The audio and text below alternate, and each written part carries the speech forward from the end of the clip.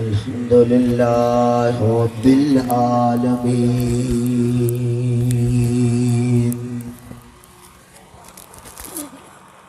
वल आक़िबतु लिल मुत्तक़ीन वस्सलातु वस्सलामु अला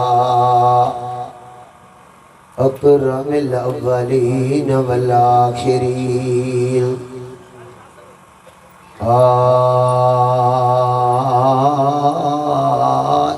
गुर्रिल मुहज्जलीन अतियब तय्यबीन व तहरित ताहिरीन व अला आलिही व अस्हाबिही व अज़वाजिही व इतरतिही व औलियाए उम्मतिही व सुलहाए मिल्लतिही व उलमाए अहले सुन्नतिही अजमईन। अम्मा बअदु फ़अऊज़ु बिल्लाहि मिनश शैतानिर रजीम। बिस्मिल्लाहिर्रहमानिर्रहीम। वद्दुहा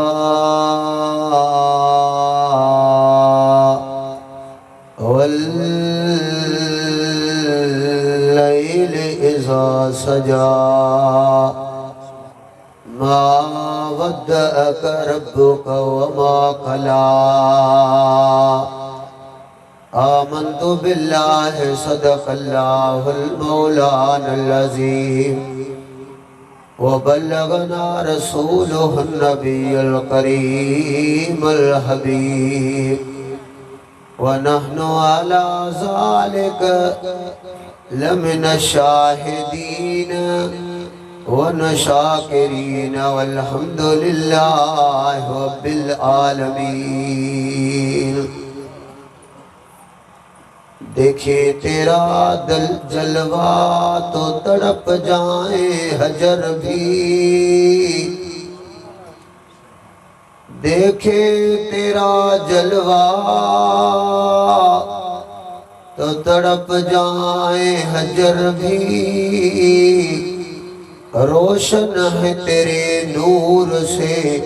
सूरज भी कमर भी। एक में नहीं तेरे चाहने वाला, एक में नहीं तेरे चाहने वाला। अल्लाह भी, हूर भी, फरिश्ते भी तो बशर भी। मोहब्बत सा सब गजी सजी पढ़ायो सल्लल्लाहु अलैका या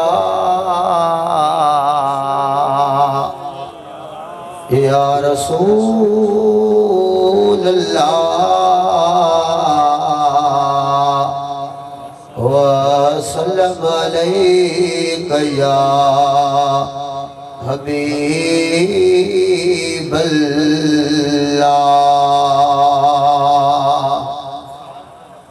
निहायत ही मुअज़्ज़ज़ व मुकर्रम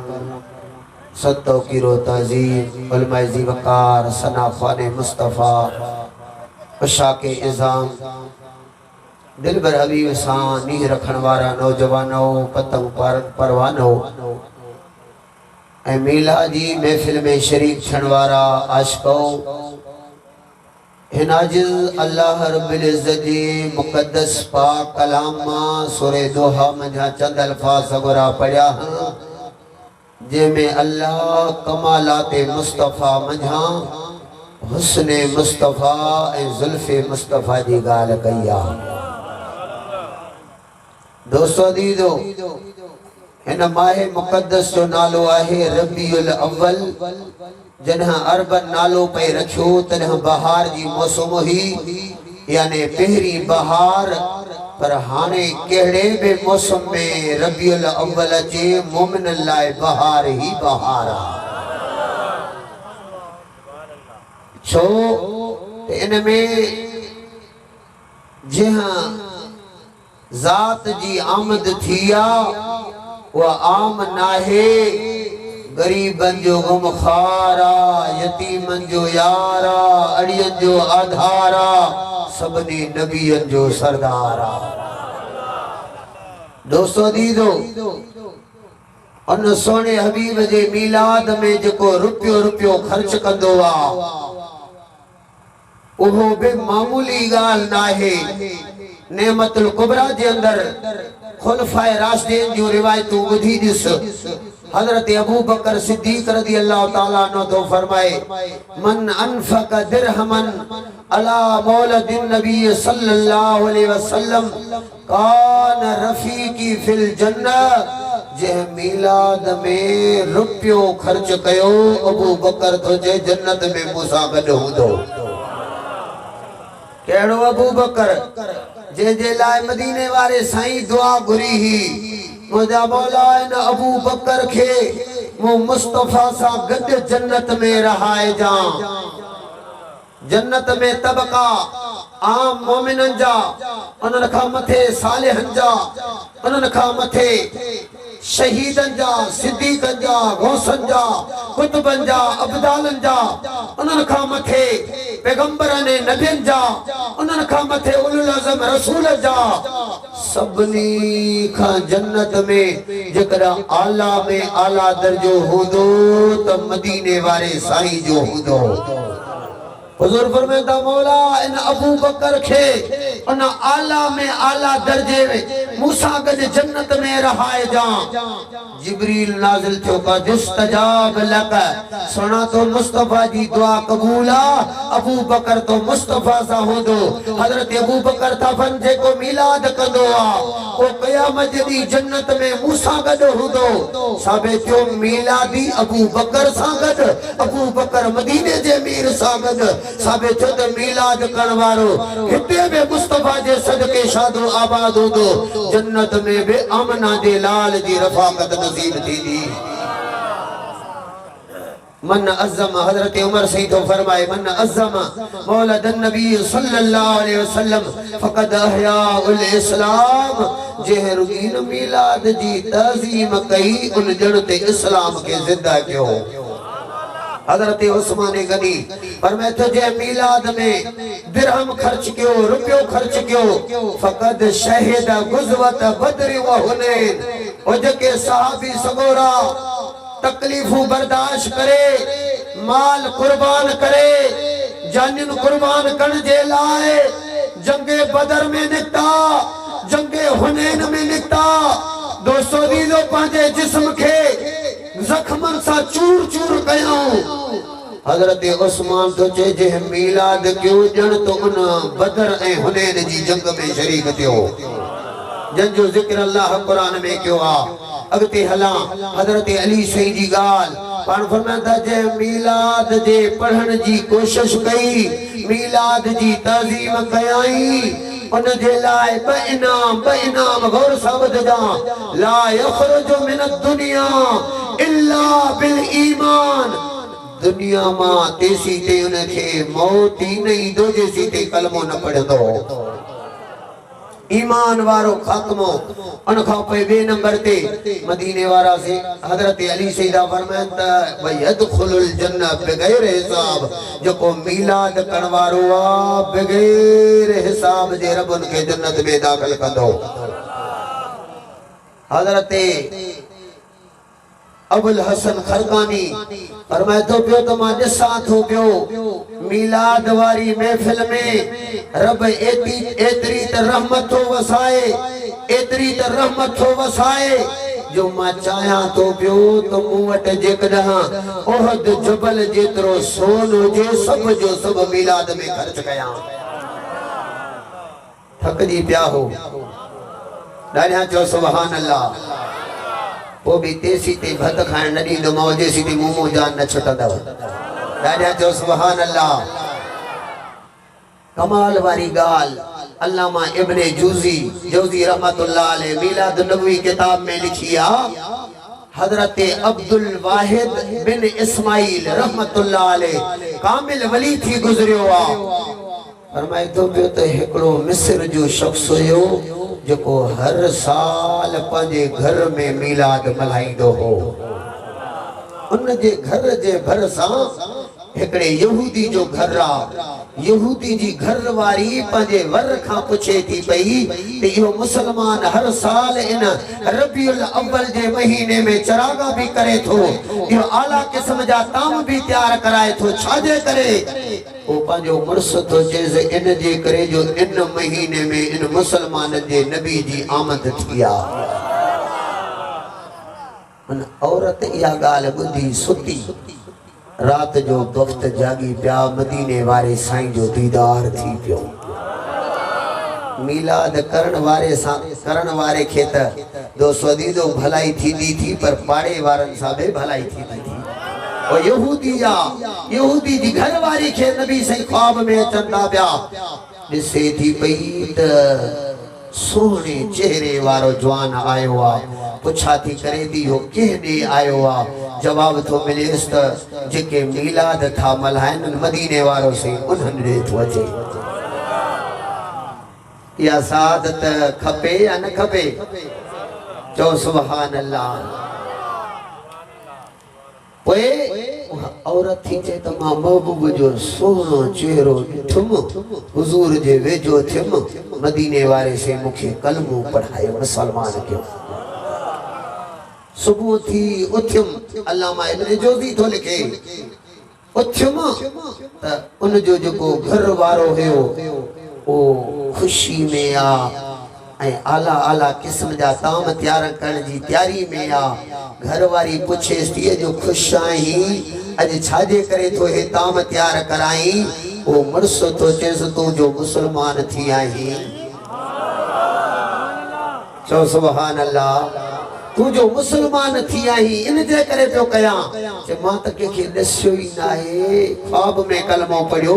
तोखे कंहिं ॾसियो? उन जे मुड़स चयो त जंहिं नबी तोखे कलमो पढ़ायो मूंखे बि दीदार करे कलमे पढ़ाए वियो अथई। साबित थियो त मीलाद करण वारनि सां त भलाई सोनो हबीब कंदो आहे, पाड़े वारनि सां बि भलाई कंदो आहे। मोहब्बत सां झूमी झूमी पढ़ायो सल्लल्लाहु अलैका या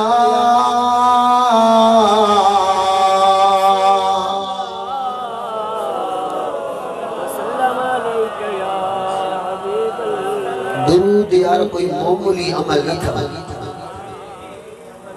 एकड़ी फजीलत जी गाल कंदो मां त अल्लाह कंदो, वरी जागी पवंदो, बुलंद आवाज़ सां मूंसां पढ़ाईंदव। हज़रत इमाम शाफी रहमतुल्लाह अलैह ज़ाहिरी दुनिया तां पर्दो मटे विया त के ख्वाब में पुछ सईदी हाल अहवाल जी। हा मदीने वारे साईं जे सदके रब मूंसां आसानी कई आ जो हे रब कफनी लाहे जन्नती लिबास पारायो आहे। रब मुखे कबर में ही जन्नत जी दरी खोले ॾिनी आ। रब मूंसां अणखुद मेहरबानी फरमाई आ। तो न पुछस भला केड़े अमल जे करे? अमल त वडा कई, केड़े अमल जे करे? ची हा ॿिया अमल न जेको अर रिसाला जे नाले सां मदीने वारे से जे दुरूद जे फजीलत जो किताब लिखियम, उन दुरूद जी फजीलत जे करे रब मुखे भलाई फरमाई आ। मोहब्बत सां पढ़ायो सल्लल्लाहु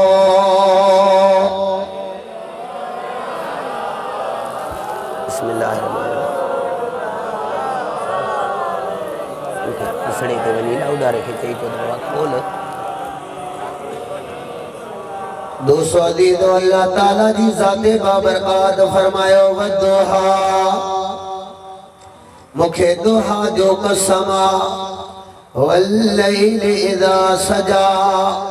मुखे लैल जो कसमा। दोस्तों अजीजो गौर सां ॿुधंदो हलजां, थधे दिमाग़ सां सम्झंदो हलजां। इन जो शाने नुज़ूल भी अर्ज़ रखंदो हलां। शुरू इस्लाम में वही जो नुज़ूल थींदो रहियो। दोस्तों अजीजो विच में हजरत जिब्रील जो अचण रुक जियो बंद थियो जिब्रील न पियो अचे वही जो नुज़ूल न पियो थे काफ़िरन खे वारो लगो चवण लगा जे रब जी प्रचार पियो करे जे रब जे वादान जा तज़किरा पियो करे हाणे त इन खे उन जे खुदा बे छॾे ॾिनो आ याद रख जा केडी मलवी मदीने वारे से जे शान में बेअदबी कदा हा अंगर खणदा हा महबूब जवाब न बल्कि उन खे खुद खुदा जवाब दीदो आ जो सुभान अल्लाह केडी मल महबूब के शायर चवन लगा अरब कुरान थो नाज़िल करे केडी मल मदीने वारे से के मजनू चवन लगा अरब सूरे कलम थो नाज़िल करे केडी मल मदीने वारे से के अबतर चवन लगा अरब सूरे कौसर थो नाज़िल फरमाए केडी मल मदीने वारे से के लस्तो मुरसला चवन लगा अरब सूरे यासीन थो नाज़िल करे यासीन वल कुरआन हकीम इन्नक लमिनल मुरसलीन मुखे कसमा ऐ सरदार हिकमतन वारे कुरान जो ही त चवन त बे तू रसूल नाही रिसालत जो ताज पारायण वारा इहे नाया रसूल बनायण वारा इहे नाया रसूल बनायण वारो मां खुदा आया मां कसम खणी तो बधाया है त तोखे तुझे खुदा छदियो मां कसम खड़ी तो बुधाया इन कलम नल मुरसलीन सोना तू जरूर रसूलन मझा आई दो सदीदो इते बे जरा महबूब जे तरफ जिब्रील न पियो अचे वही जो नुज़ूल रुक जियो दो सदीदो उन वक्त अल्लाह जे महबूब जे शान में बेअदबी कर लगा रब तो फरमाए वदुहा मुखे दुहा जो कसमा वल्लैल इज़ा सजा मुखे लैल जो कसमा दुहा कचड़ी मंझंद खे चइबो आ लैल अधरात खे चइबो आ अरबी ग्रामर जे एतबार सां जॾहिं उन जे मथां अलिफ लाम अची वञे दुहा मां मुराद समूरो ॾींहुं लैल मां मुराद समूरी रात सवाल थो थिए मौला कहिड़ो बरकतन वारो ॾींहुं जंहिंजा तूं थो कसम खणी कहिड़ी बरकतन वारी रात जंहिंजा रब तूं थो कसम खणी मुफस्सिरीन किराम त घणा अक़वाल लिखिया मुख्तसर अर्ज़ कदो अलदुस पहिरियों कौल ही आ ॾींहुं मां मुराद उहो ॾींहुं आ जंहिं ॾींहुं हज़रत मूसा कलीम 40 रोज़ा बे रखिया 40 रातियूं इबादत बे कई हुई हाँ उहो ॾींहुं जंहिं ॾींहुं 40 रोज़ा रखी मूसा कलीम पंहिंजे रब सां हम कलामी थिया रात मां मुराद उहा रात जह रात मदीने वारा साईं हजरत बीबी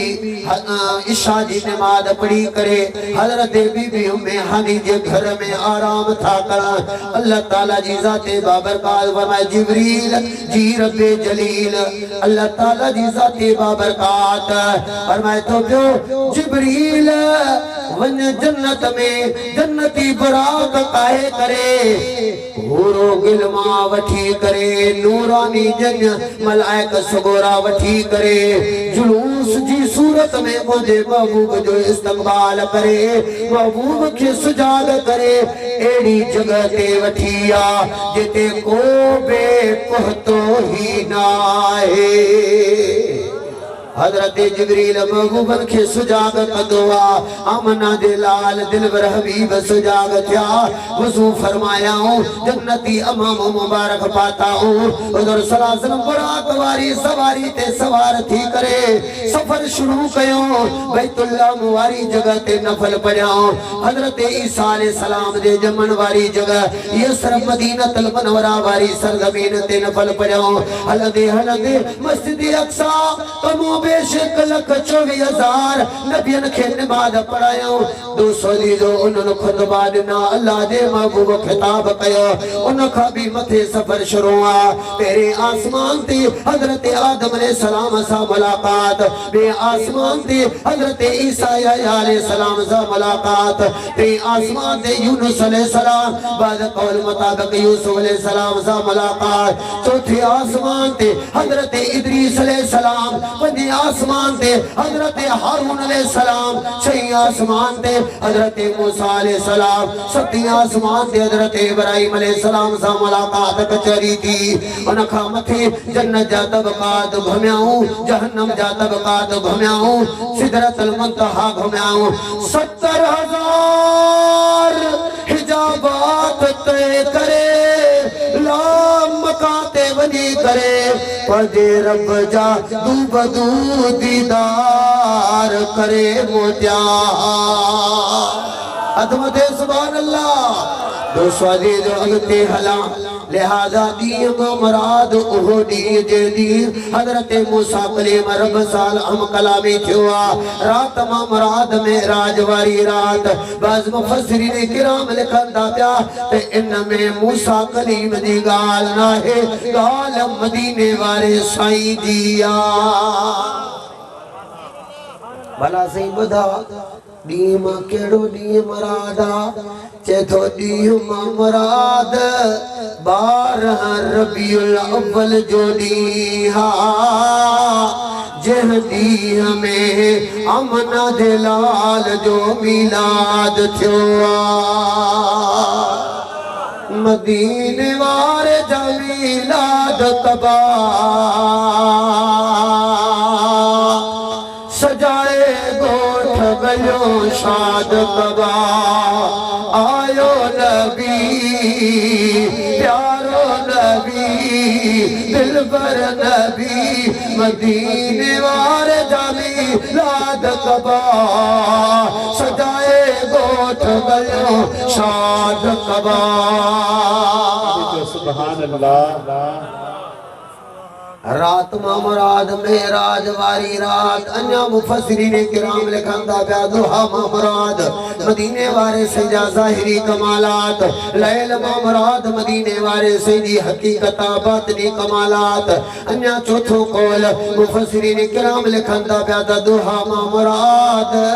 मदीने वारे सही जे लाए ओ जके इल्म गैब जा पोशीदा इसरार हा रब पदे महबूब जे सामो बेनकाब फरमाया मुनकशिफ फरमाया अल्लाह ताला जी जाती बाबरकात मदीने वाले सीखे इल्म गए बता फरमायो लैल मा मुराद अफो ए दर गुजर जा खजाना हा जे जरिए मुफस्सिरीन किराम लिखंदा पिया त अल्लाह उम्मते मुस्तफा दे अबन खे धके छजो बज़ाहिर त वडा नेक प्या लगो यारो तुझे ऐ बंदी खबर तो खिया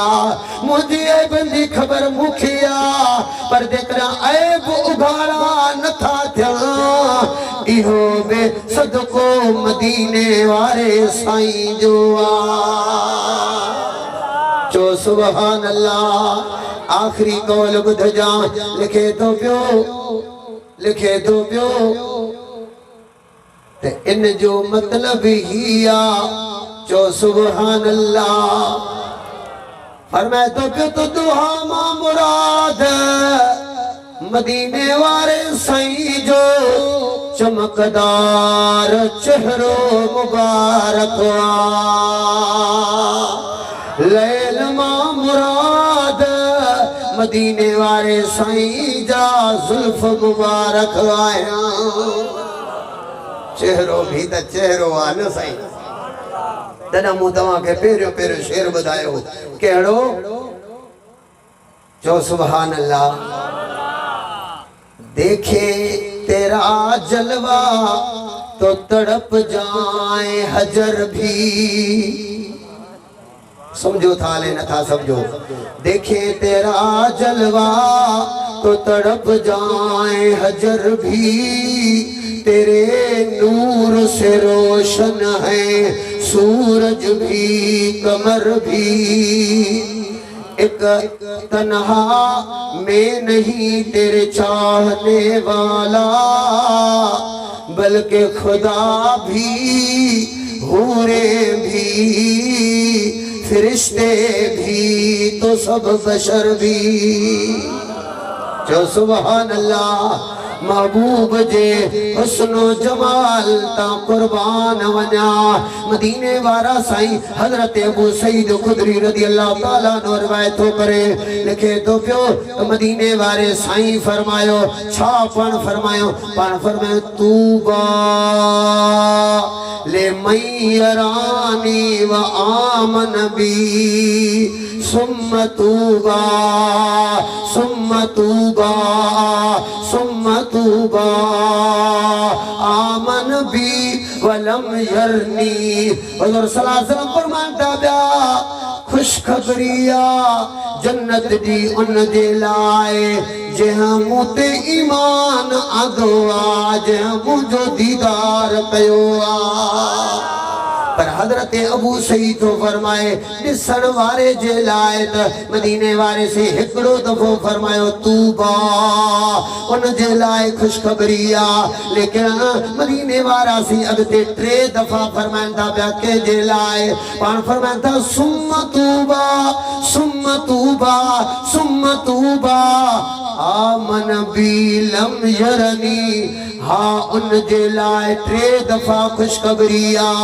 जहां मूंखे ॾिठो नाहे अण ॾिठे मूंते ईमान आंदो आ।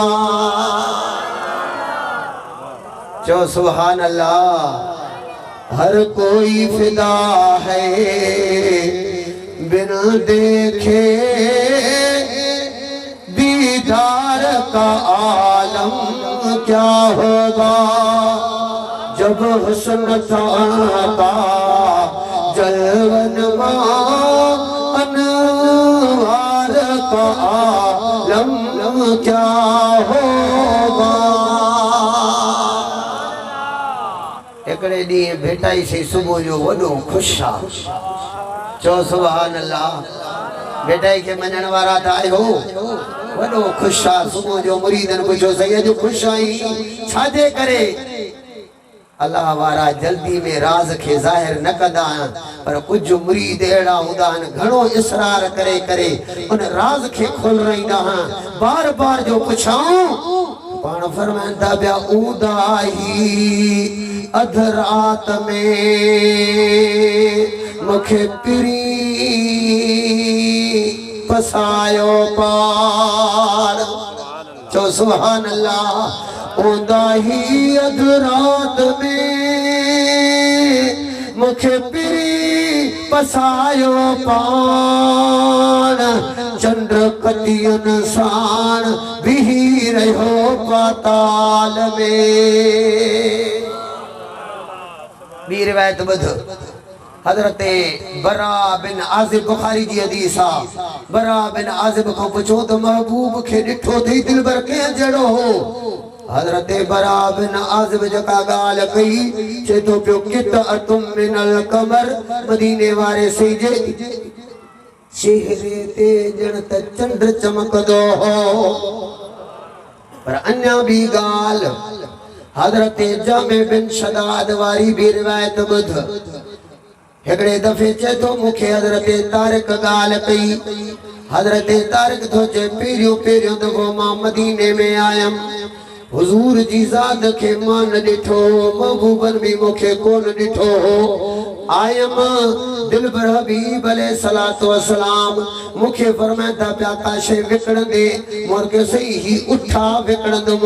हज़ूर सल्लल्लाहु अलैहि वसल्लम जी ज़ाती बाबरकात फरमाइंदा पिया केतिरे में खजूर तय थी रकम तय थी। हज़ूर फरमाइंदा कीमत ॾींदो मैं खजूर मिली वेंदी मुझे हवाले उठ कर। उठ मदीने वारा से काहे करे हलिया विया। हज़रत तारिक तुझे मूंसां गॾु ॿिया बि साथी आ। मां चयोमान तो उठ त भली कीमत सां खपायोसीं, पर यार उनखे ॾिनो आज के मां सुञाणा में कोन पियो अले कीमत मिलंदी अले कान दोस्तो दीदो हज़रत जामे बिन शदाद रिवायत नकल तो करे त हज़रत तारिक तो जे मूसा गॾु ॿिया बि साथी बीठा उन्हनि खे जॾहिं इहा ॻाल्हि कयमि त उतां हिकिड़ी औरत गुज़री इहा ॻाल्हि ॿुधी करे चयाई ओ तारिक घबरा न जेको वञे पियो उनजी अहिड़ी त सुहिणी सूरत हुई मूंखे पक्का तोखे ज़रूर कीमत मिलंदी इहो कूड़ वारो चेहरो न हुयो हाँ जेकॾहिं तारिक कीमत न ॾेई त इन जी सुहिणी सूरत जे करे मां कीमत ॾींदी माए चो सुभान अल्लाह मदीने वारे सही त डबल खजूर मोकली त कुछ तोहफे जे तौर तुझे लाए खजूरा कुछ वरी कीमत पंहिंजी लाहे छॾ अन्या भी रिवायत ॿुध जा हज़रत जाबिर वारी मशहूर रिवायत हुज़ूर सल्लल्लाहु अलैहि वसल्लम जी ज़ाते बाबरका जो सहाबी सगोरो ॾिसे थो पियो त अॼु चोॾहीं जी रात चंड पंहिंजे आबोताब में आ चमकी रहियो आ हज़रत जाबिर तुझे मां आयमि मां सोचुमि त अॼु ॾिसां त आसमानन वारो चंड सुहिणो आ या अमना जो लाल सुहिणो आ आयमि ही ॾिसां पियो केॾी महिल मथे केॾी महिल मदीने वारे साईं जे रुखे अनवर ॾे केॾी महिल मथे पियो निहारियां केॾी महिल दिलबर हबीब ॾे निहारियां पियो निहारे निहारे फैसलो इहो कयमि फ़इदा हुवा अहसनु इंदी मिनल कमरे ओ चंद्र तोखे केड़ी मजाल आज तोखे महबूब सा तशबीह ॾियारियां चांद से तशबीह देना ये कहाँ का इंसाफ है उसके मुंह पे छाया मेरे आका का चेहरा साफ है चो सुभान अल्लाह महबूब जेड़ो न थियो आ न को थींदो मशहूर अल्लामा रूमी रहमतुल्लाह अलैह हिकायत लिखी आ फरमाए तो पियो त हिकड़े दफे मदीने वारा साईं दिलबर हबीब जो गुज़र थियो काफर वेठा हुआ महबूब जे लाइ घणो कुछ चवण लगा हुजूर सल्लल्लाहु अलैहि वसल्लम जे शान में बेअदबी करण लगा दोस्तो दीदो वरी हज़रत अबू हुजूर सल्लल्लाहु अलैहि वसल्लम काफरन के फरमाइन था पिया अबू जेल के फरमाइन था अबू जेल तू सच तो चई वरी अबू बकर आया महबूबन खे दिठाऊं दिलबर नबी जे हुस्न जमाल जी तारीफ करन लगा हुस्न जमाल जी गाल कर लगा सोना तो मुस्तफा जेड़ो सोनो को डिठो ही ना है तो सलीद हुजूर फरमाता बे अबू बकर तू भी सच तो चई ओ जके बधण वाला हा वेहण वाला हा अके सोना गाल समझ में कान आई हजरत अबू बकर तो मुस्तफा जे जलवे जी तारीफ कई तवा फरमायो तू सच तो चई अबू जेल बेअदबी कई तवा उनन के भी फरमायो तू भी सच तो चई सोना गाल समझ में कान आई पान फरमाता बे मां आईने जे मिसल आया जेको पंजी सूरत आईने में जेड़ी सूरत हुंदुस ॾिसंदो उनके पंजी सूरत नजर ईंदी अबू जहल जो अंदर भी कारो ज़ाहिर भी कारो उनके पंजी सूरत नजर आई अबू बकर जी दिल नूरे ईमान सा मुनव्वरा रोशना उनके पंजो जलवो नजर आयो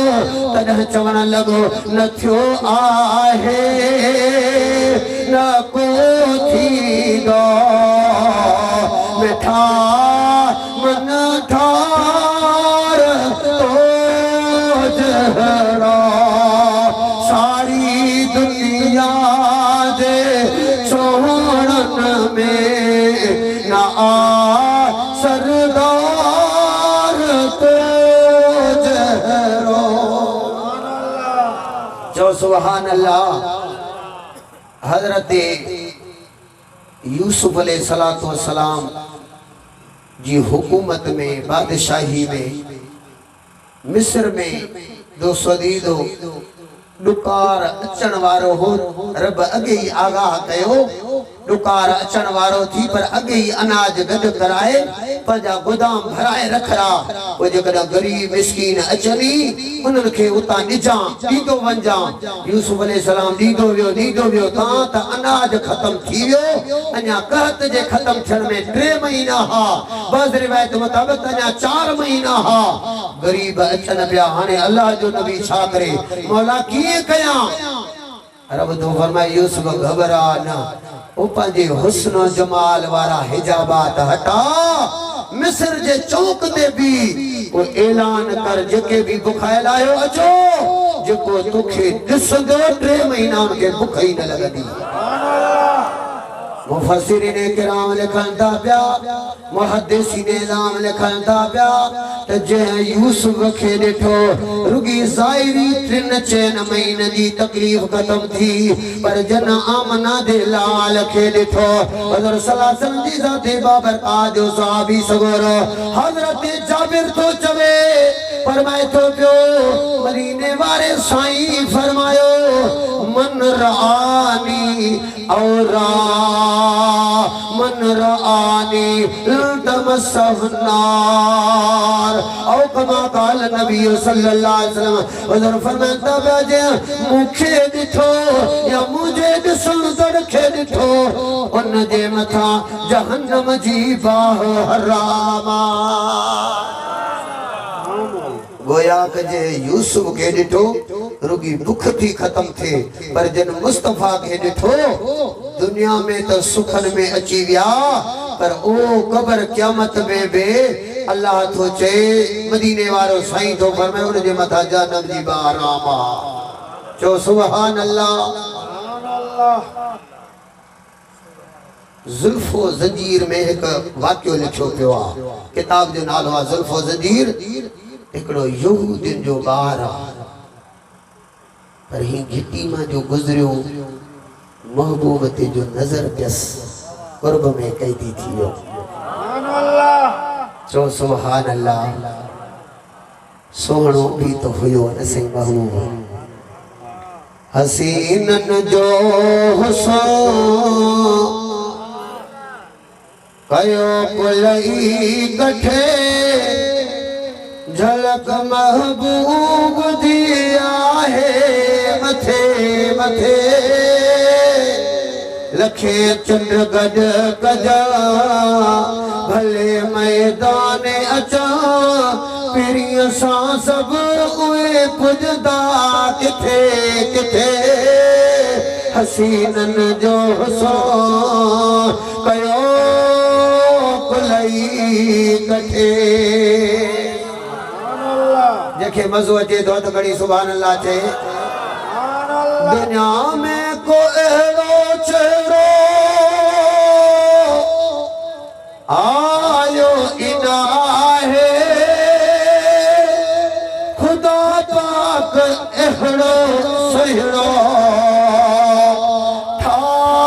ठाहियो इना है न ठाहींदो खुदा न चाहींदो खुदा पुनल आयो असांजे पुखे पुखे हसीनन जो हुस्न कयो कुलई कठे ॾिठो जिन बे साईं यूसुफ कटियूं पंहिंजूं आङरियूं अकुल सब विञाए वेठा सटियूं पंहिंजूं आङरियूं ॾिठो जिन मुस्तफा घुरिया घर ऐं बचा बचल हुई जान सां ॾिनऊं कटे कटे हसीनन जो हुस्न कयो कुलई कठे ओ पोयां भी सुभान अल्लाह चओ ॾिसो सुरखजीअ जो की कीअं करे पियो मुस्तफा जी जुदाईगी में त थोड़ो भी रोए थो पियो ॾिसो थोड़ो खजीअ जो कीअं करे पियो आका जे अॻियां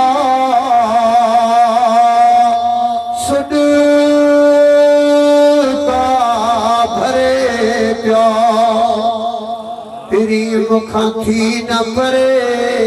नथी मुंहिंजी सरे तुंहिंजा हर वक्त मां तोसां कठे कठे हसीननि जो हुस्न कयो पुलई कठे यो वाक्यो यहूदी वारो कोठो पूरो कया ना भी गाल बदो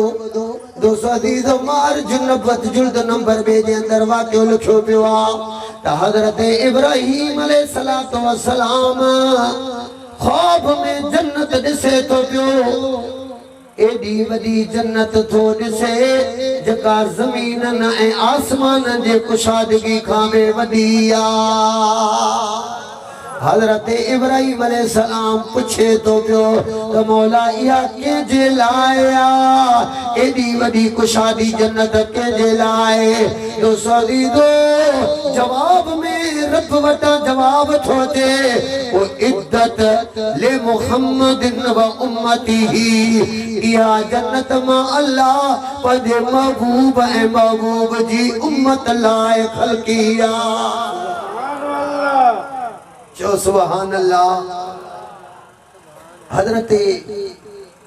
इब्राहिम अलैहिस्सलाम सुबह जो इया गाल पंजन उम्मतन सा कई उम्मतन जो त सही भला हुन आखिर ज़मान नबी जे शान जो गालियूं ऐं कुछ बुधा हजरत इब्राहिम अलैहिस्सलाम वरी अल्लाह ताला जी बारगाह अक़दस में अर्ज़ कयो जिब्रील रही दुआ रब तो फरमाए त मां अल्लाह पदे मिठे महबूब के सोनी सूरत सा नवाज़ियो आ मदीने वारे से जी उम्मत बे खूबसूरत कयामत वारे दी जन्नत में दाखिल थी दी जो उन्हन जो सोनी सूरतूं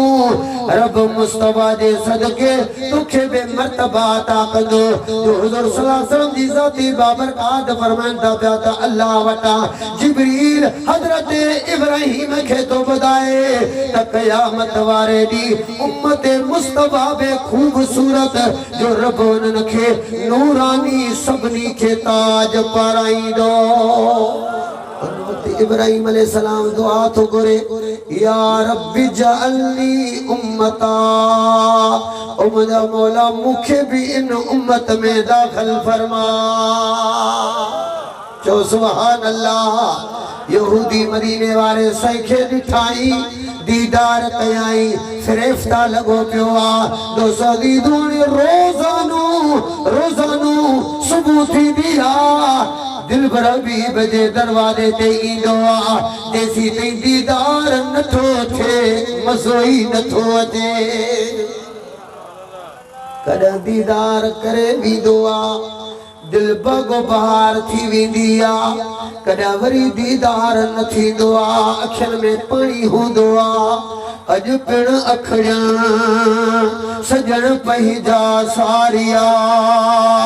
गलनि तां गोढ़नि जूं बूंदा बस न तां सदी सिक पिरियां लोग ॾिठे न लहे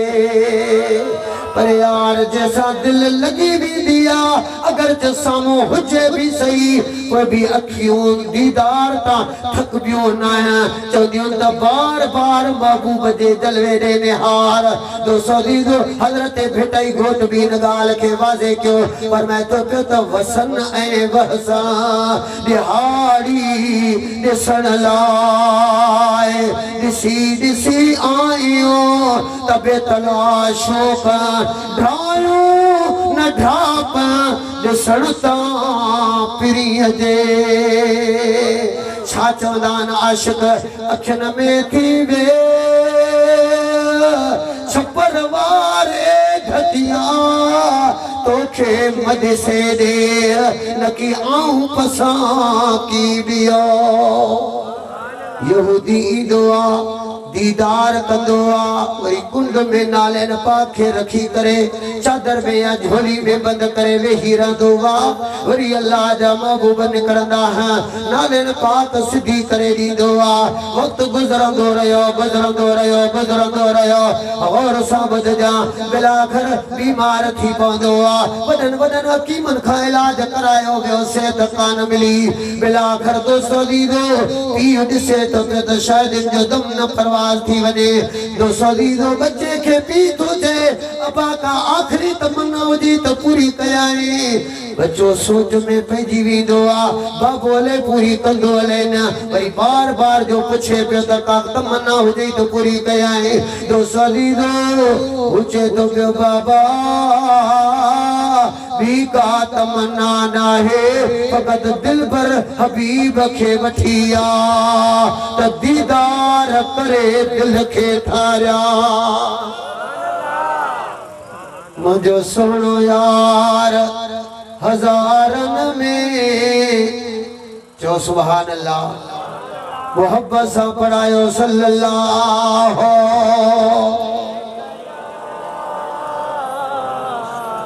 या रसूल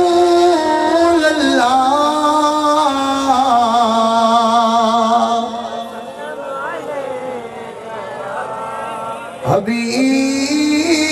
हबीब अल्लाह मुझे दिलड़ी जो दिल पर दिलदार मोहम्मद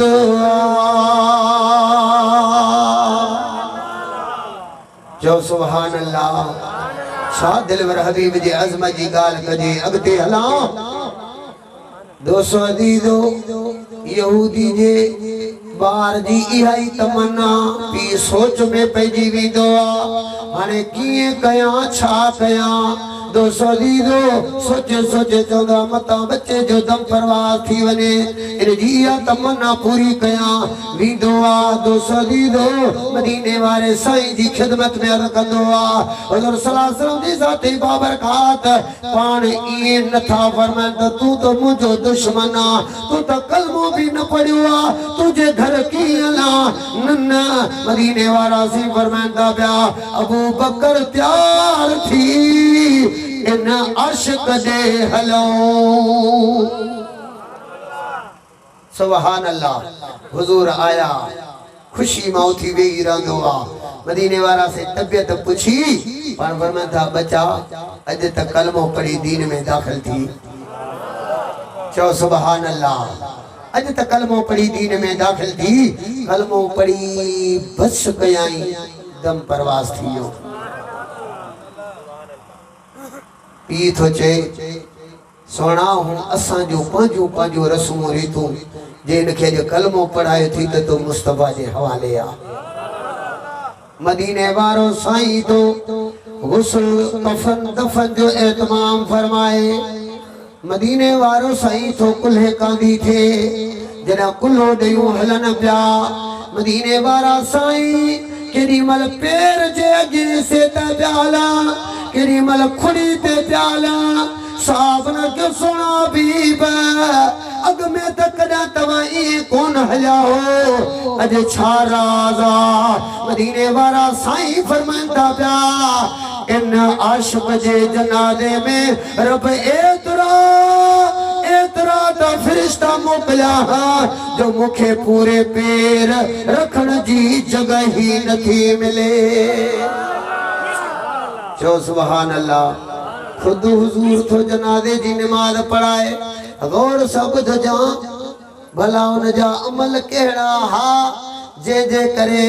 मदीने वारो साईं तो अची करे घर में कलमो पढ़ाए दोस्तो दीदो अबू बकर कलमो पढ़ियो महबूब दे आयो फारूक आजम कलमो पढ़ियो महबूब दे हली आयो उस्मान गनी कलमो पढ़ियो महबूब दे आयो हैदर करार कलमो पढ़ियो महबूब दे आयो हुज्जतुल विदा जे मौके ते कमो बेश 1,24,000 सहाबे किराम हा सबनी कलमा पढ़िया महबूब दे आया पर मदीने वारे साईं कलमो पढ़ो, मदीने वारे साईं जे इन आशिक कलमो पढ़ो तो खुद कलमे वारो हली आयो आ।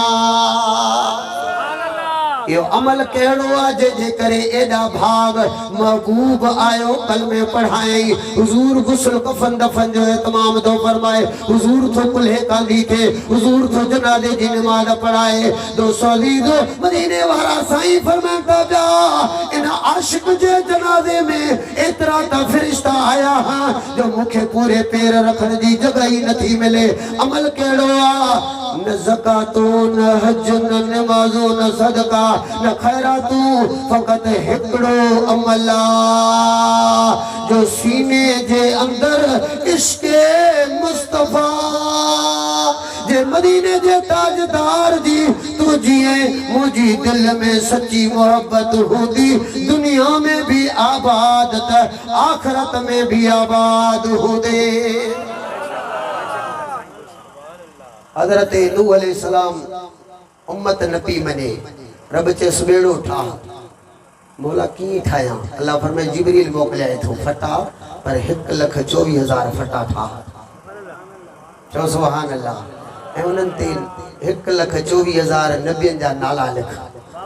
पर अल्लाह जे नबी नूह अलैहिस्सलाम नाला ते लिखिया पर मुस्तरिब हुयो, परेशान हुयो, घबराहट में हुयो। आखिर में रब थो चेसी या तुझी परेशानी दूर तॾहिं थींदी जॾहिं पहिरियों पहिरियों फटो मो रब जे नाले वारो हणंदे ऐं इहो तुंहिंजो बेड़ो पार तॾहिं थींदो, मुसीबतनि खां तॾहिं बचंदो जॾहिं आखिर में वरी मुस्तफा जो नालो लिखंदे। चो सुभान अल्लाह। अहिड़े महबूब जो मिलाद कजे या न कजे। तकरीर खत्म पर आखिरी नात मोहब्बत सां पढ़ायो सल्लल्लाहु।